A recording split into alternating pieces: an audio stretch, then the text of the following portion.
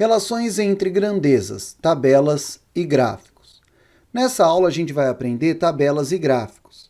Além da interpretação de tabelas e gráficos, vai envolver também relações com as outras disciplinas que já foram dadas. Por exemplo, números inteiros, porcentagem, média e assim por diante.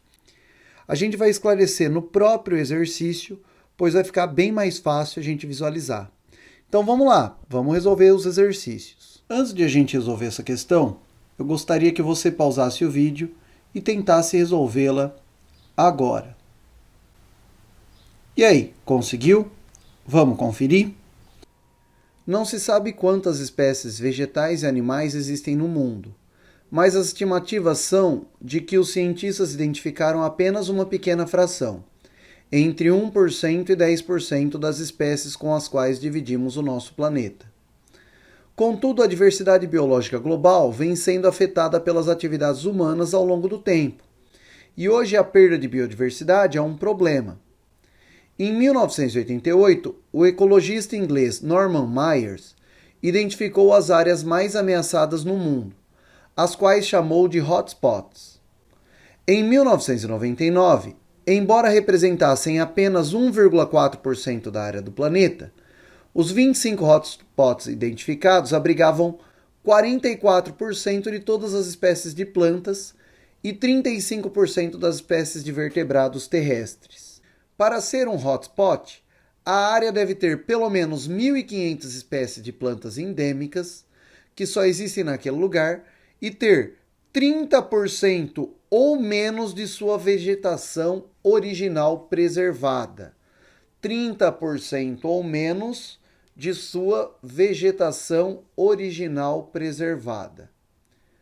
Considerando o quadro que apresenta dados do projeto de monitoramento e desmatamento dos biomas brasileiros por satélite, em seu relatório de 2009, a partir da definição de hotspot, apresentada no texto, e dos dados do quadro, e considerando apenas a porcentagem da área desmatada até 2009, o bioma extra-amazônico que pode ser classificado como hotspot. Bom, então tem que ter 30% ou menos de sua vegetação original preservada. Então seria 70% ou mais da área desmatada. Então 70% ou mais na área desmatada só tem um lugar aqui, que é a Mata Atlântica, correspondente à alternativa B. Antes de a gente resolver essa questão, eu gostaria que você pausasse o vídeo e tentasse resolvê-la agora. E aí, conseguiu? Vamos conferir? A pegada hídrica, Water Footprint, é um indicador da quantidade de água doce necessária em toda a cadeia produtiva e de consumo de um produto. Esse indicador é uma referência para o manejo dos recursos hídricos de um país, de uma região, de uma empresa ou de uma pessoa. Com o objetivo de usar água de modo sustentável e responsável, no cálculo da pegada hídrica, considera-se o consumo de água direta e indireta, isto é, a água consumida do produtor ao consumidor. Por exemplo, 17 mil litros de água são necessários para produzir 1 kg de chocolate na média mundial. Considere a tabela. País, consumo de carne em quilograma por pessoa por ano, pegada hídrica da carne em metros cúbicos por tonelada. Com base nos dados da tabela, é correto afirmar que a pegada hídrica da carne aumenta conforme aumenta o consumo de carne no país. Do Brasil para os Estados Unidos, você percebe que aumentou o consumo de carne.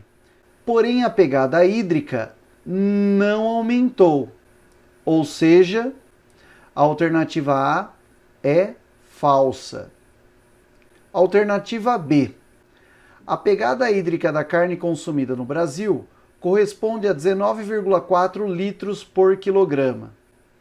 Aqui a gente tem 19.400, que é a pegada hídrica de carne, em metros cúbicos por tonelada.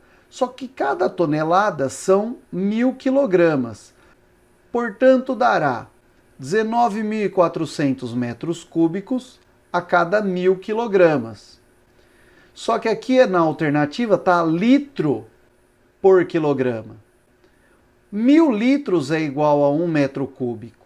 Como aqui tem 1 metro cúbico, para passar para litro, basta multiplicar por 1.000.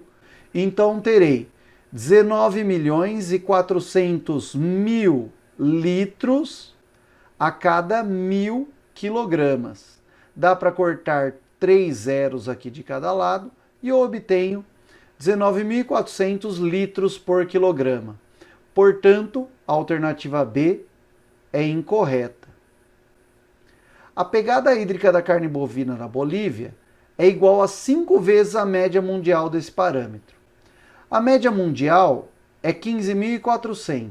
Então, se você pegar a média mundial e multiplicar por 5, você obterá 77.000, que é a média da Bolívia. Ou seja, a alternativa C é a correta.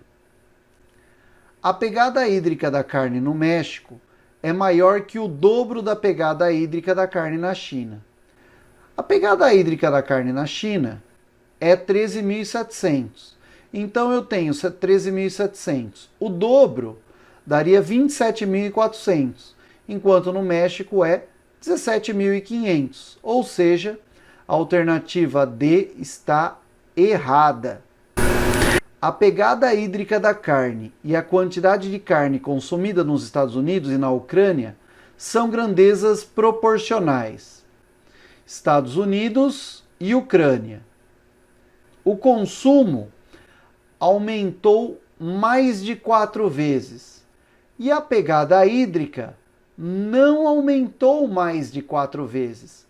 Portanto, as grandezas não são proporcionais. A alternativa E é incorreta também. A alternativa correta, então, é a alternativa C. Antes de a gente resolver essa questão, eu gostaria que você pausasse o vídeo e tentasse resolvê-la agora. E aí, conseguiu? Vamos conferir? Os gráficos da figura apresentam as evoluções da capacidade de atendimento e da demanda máxima instantânea de energia elétrica em um país fictício, no período de 2005 a 2015. Analisando esses gráficos, é verdadeiro afirmar que, de 2005 a 2008, a demanda máxima instantânea e a capacidade de atendimento apresentaram valores compreendidos na faixa de 3.000 MW a 4.000 MW. Então, de 2005 a 2008, de 3.000 a 4.000. A não ser por esse ponto aqui, que está fora do 4.000. Portanto, a alternativa A, incorreta. Vamos para a alternativa B. De 2005 a 2015, houve pelo menos um intervalo de um ano em que a capacidade de atendimento apresentou decrescimento.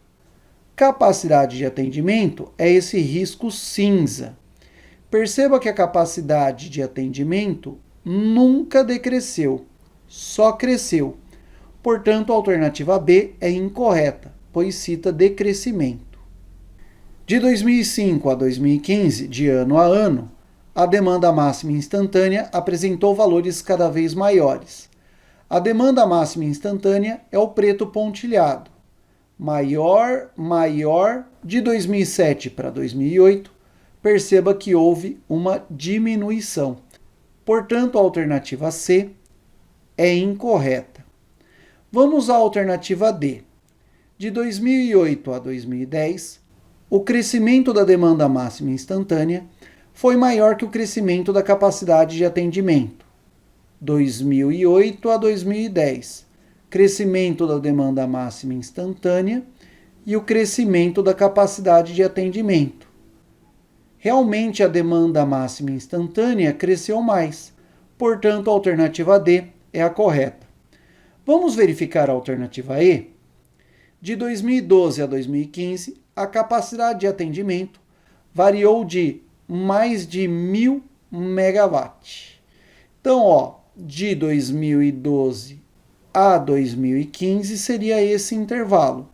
Perceba que ficou dentro do intervalo de 5.000 a 6.000 MW. Ou seja, não variou mais que 1.000 megawatt. E aqui ele fala que variou. Portanto, a alternativa E está incorreta. Repisando então, a alternativa correta, a alternativa D. Antes de a gente resolver essa questão, eu gostaria que você pausasse o vídeo e tentasse resolvê-la agora. E aí, conseguiu? Vamos conferir? A Confederação Nacional do Transporte, em sua pesquisa CNT de Rodovias 2014, apresenta a tabela. De acordo com a distribuição da malha rodoviária federal pavimentada, pode-se afirmar corretamente que, em 2004, a região sul contava com 22,2% da extensão dessa malha. Em 2004, então, a participação da região sul era 18,3% e não 22,2%. Portanto, a alternativa A está incorreta. Vamos para a alternativa B? Em 2014, a extensão dessa malha na região centro-oeste era de 8.235 quilômetros. Em 2014, então, a extensão na região centro-oeste era de 11.433 e não 8.235. Portanto, o item B, incorreto também. Vamos para o item C? No período de 2004 a 2014, no Brasil, essa malha teve um crescimento de 19,7%. Então, no Brasil, o crescimento de 2004 a 2014 foi de 13,8%. 19,7% foi o crescimento da região centro-oeste e não do Brasil. Portanto, item C, incorreto. Item D. Em 2004 e em 2014, a região sudeste apresenta a maior participação na extensão dessa malha. Em 2004, então, a região sudeste era 23,7%. Não é a maior participação. A maior participação é a região nordeste. Mesmo no ano de 2014, a maior participação não é a sudeste, e sim a nordeste. Portanto, o item D, incorreto. O item E provavelmente está correto, mas vamos verificar. Item E. No período de 2004 a 2014, a região norte, apesar da menor extensão, apresentou o maior crescimento dessa malha. Então, região norte, a extensão em 2004 era 5.991. É a menor extensão? Sim, é a menor extensão. E em 2014, 8.235. Também é a menor extensão. Apresentou maior crescimento? Então, 37,5%. Veja que de todos os crescimentos, essa foi a maior. Portanto, a alternativa E é a correta. Antes de a gente resolver essa questão, eu gostaria que você pausasse o vídeo e tentasse resolvê-la agora. E aí, conseguiu? Vamos conferir? A tabela exibe dados sobre alguns equipamentos eletrônicos usados em uma casa no mês de janeiro. Considerando apenas os equipamentos da tabela e o mês de janeiro, é possível concluir que o consumo de energia elétrica... Eu vou pular o item A e a gente vai começar pelo item B. O total seria de 200 kWh por mês, se o chuveiro ficasse ligado apenas 10 horas esse mês. O chuveiro ficou ligado 20 horas.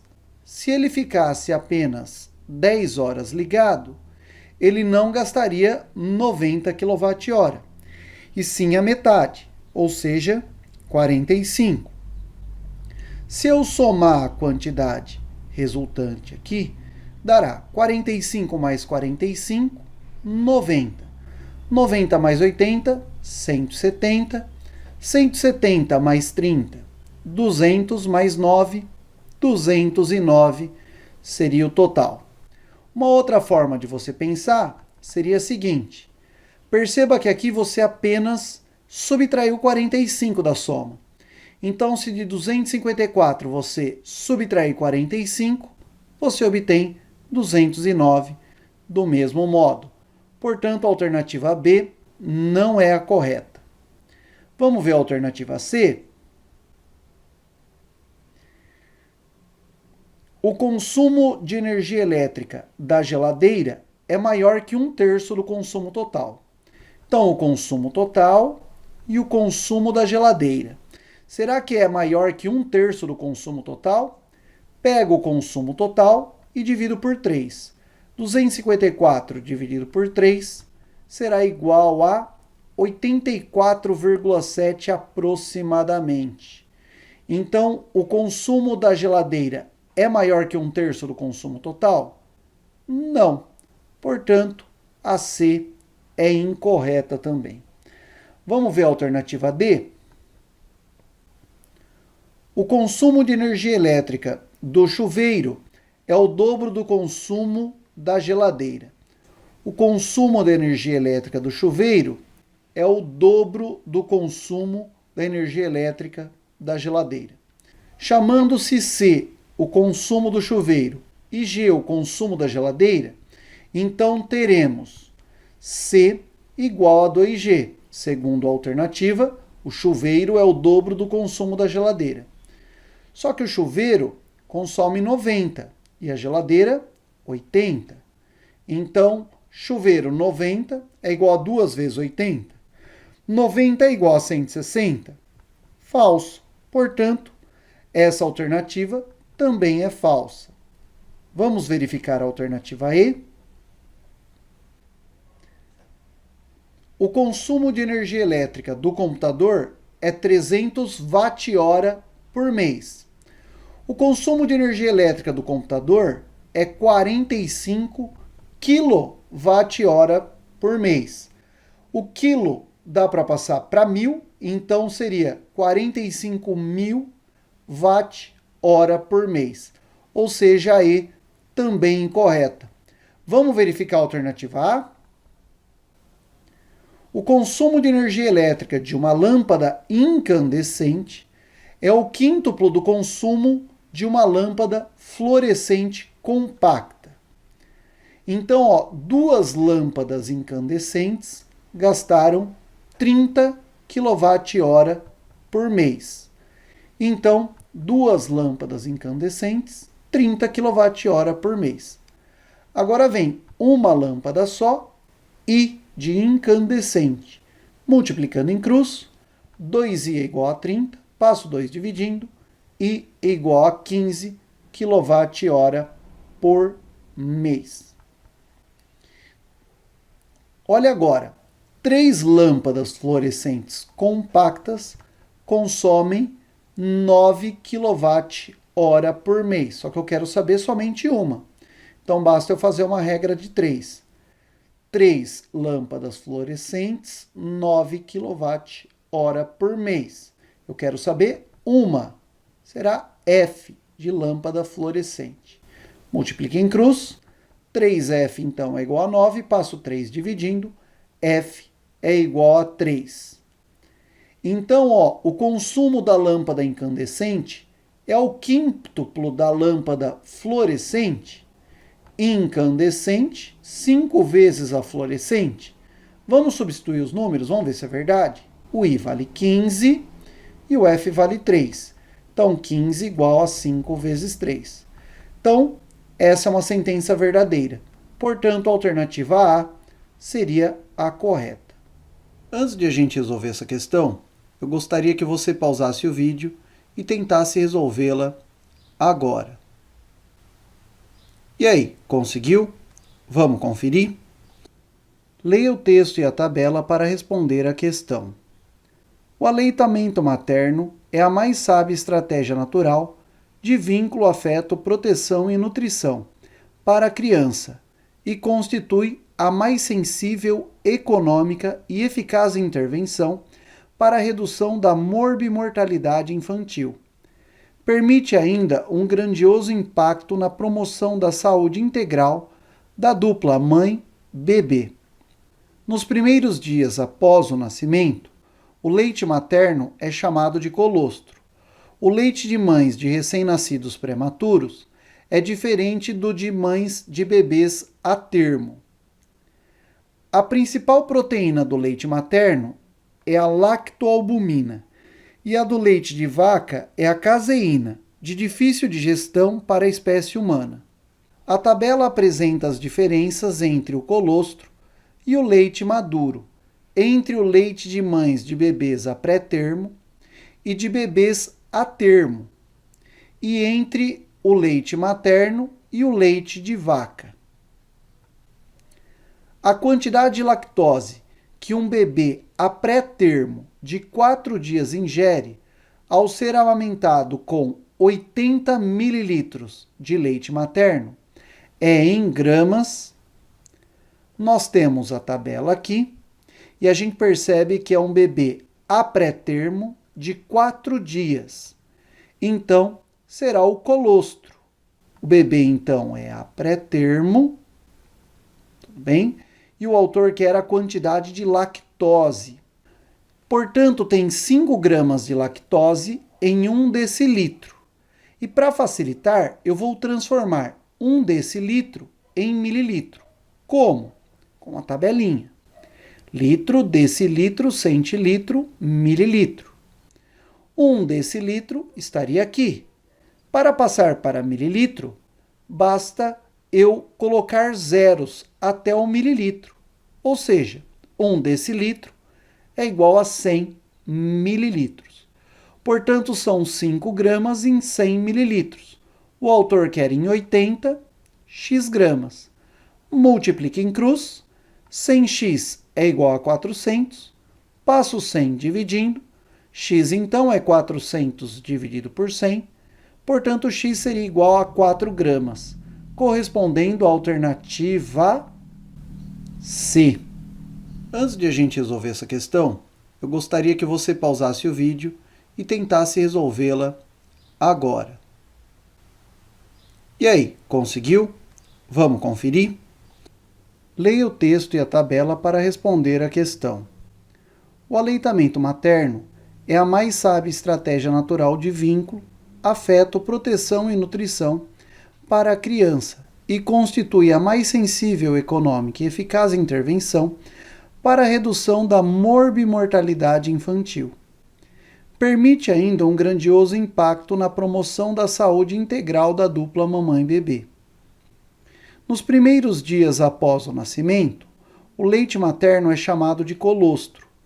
O leite de mães de recém-nascidos prematuros é diferente do de mães de bebês a termo. A principal proteína do leite materno é a lactoalbumina e a do leite de vaca é a caseína, de difícil digestão para a espécie humana. A tabela apresenta as diferenças entre o colostro e o leite maduro, entre o leite de mães de bebês a pré-termo e de bebês a termo, e entre o leite materno e o leite de vaca.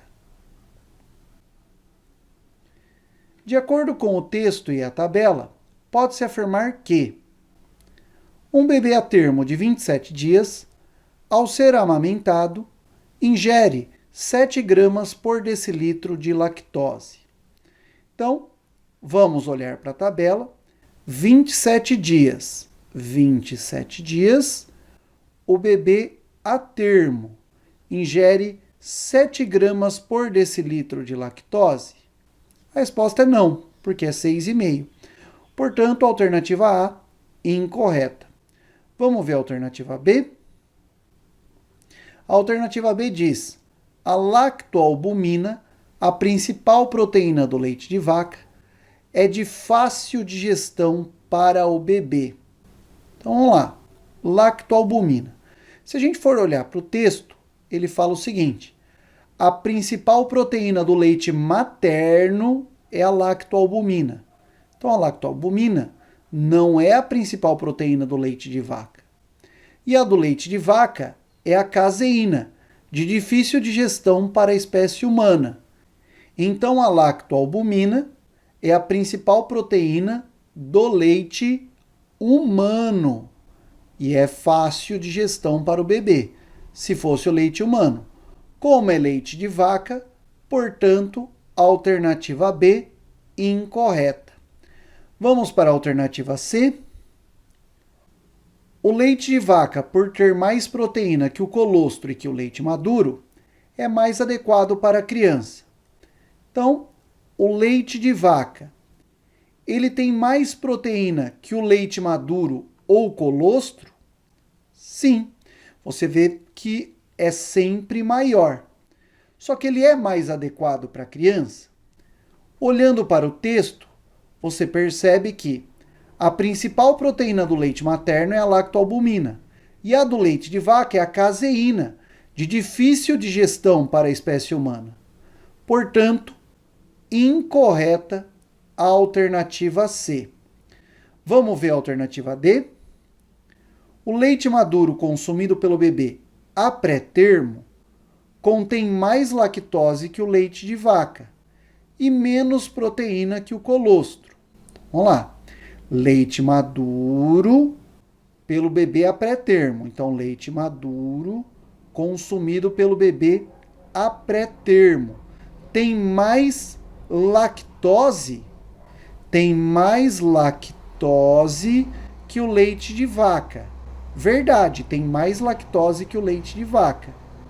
E menos proteína que o colostro. Então, proteína tem menos proteína que o colostro? Sim, você pode ver aqui, ó, que aqui é 1,4, aqui é 2,1, aqui tem mais. E aqui é 1,4, aqui é 1,9, então aqui tem mais. Então, esse aqui tem menos proteína que o colostro. Portanto, a alternativa D é a correta. Vamos ver a alternativa E? O colostro apresenta mais lipídio, menos proteína e menos lactose do que o leite maduro. Então vamos lá, ó. O colostro, ele apresenta mais lipídio? Vamos ver? Colostro mais lipídio que o leite maduro? Não, o colostro tem menos. Inclusive nessa possibilidade aqui, tem igual quantidade de lipídio, mas nunca mais lipídio. Portanto, a alternativa E também é incorreta. Então, repisando, a alternativa correta, a alternativa D.